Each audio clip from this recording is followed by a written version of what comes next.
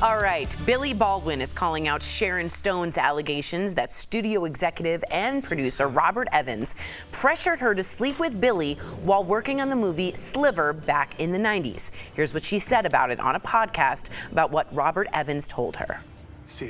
And he's running around his office in his sunglasses, explaining to me that he slept with Ava Gardner and I should sleep with Billy Baldwin.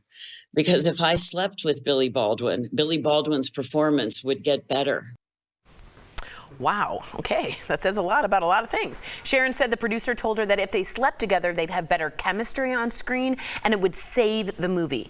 Now, Billy posted a picture from the movie with a lengthy caption that says, quote, "Not sure why Sharon Stone keeps talking about me all these years later. Does she still have a crush on me? Or is she still hurt after all these years because I shunned her advances? Wonder if I should write a book and tell the many, many disturbing, kinky, and unprofessional tales about Sharon."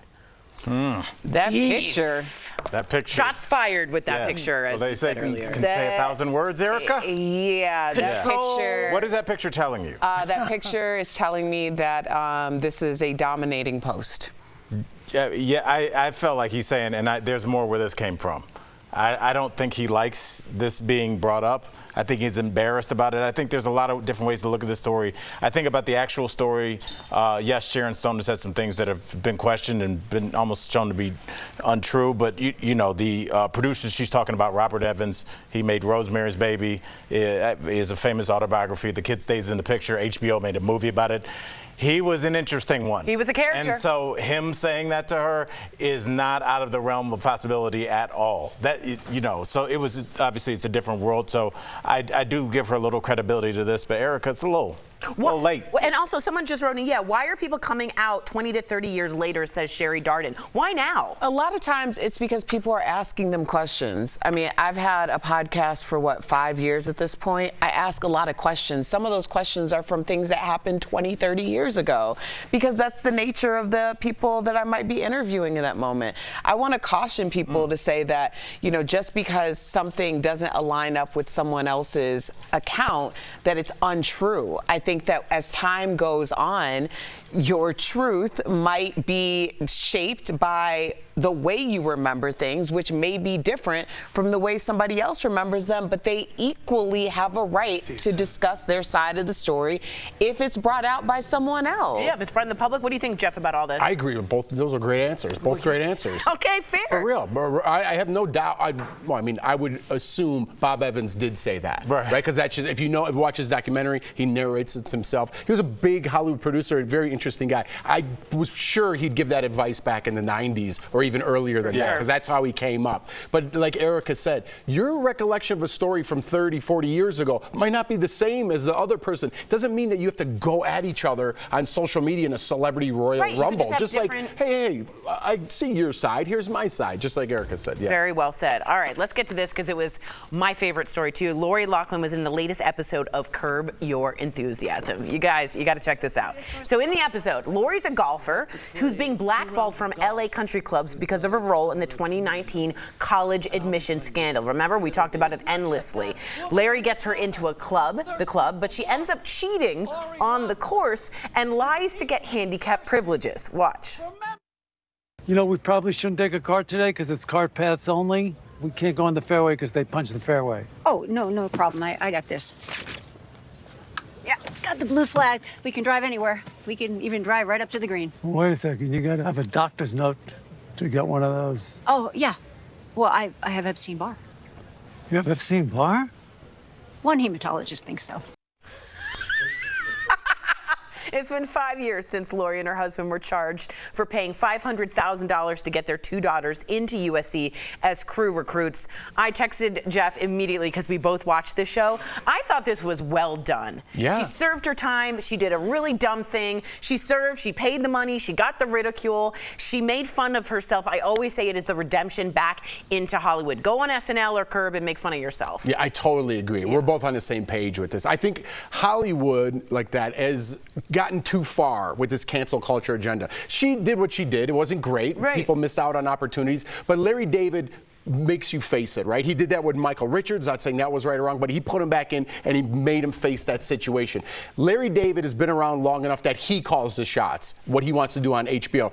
Who's the #1 guy in Hollywood right now? Adam Sandler, because he does what he wants in Hollywood. That's why the #1 podcast, Joe Rogan, he does what he wants. It's all about what, and the people are responding to that. Hollywood wants to correct itself from everything that they've done in the past, and they're just putting out things that really aren't that great. People aren't watching it. Larry does what he does, Adam does what he does, and those people are attracted to those things. And I'll say this, my only pushback to what you're saying, Jeff, as we're looking at this is Hollywood, and if you look at what this episode is saying, it's actually making your point. What they're showing is that she's cheating in everything, and that's ridiculous. That's the absurdity of the humor. Right. And so that's showing us that, like, just because she did this one thing doesn't mean that everything she does in life, she's cheating. The satire of it. That's the real subversive beauty of that comedy, is we look and we're like, that's ridiculous. She's not that bad.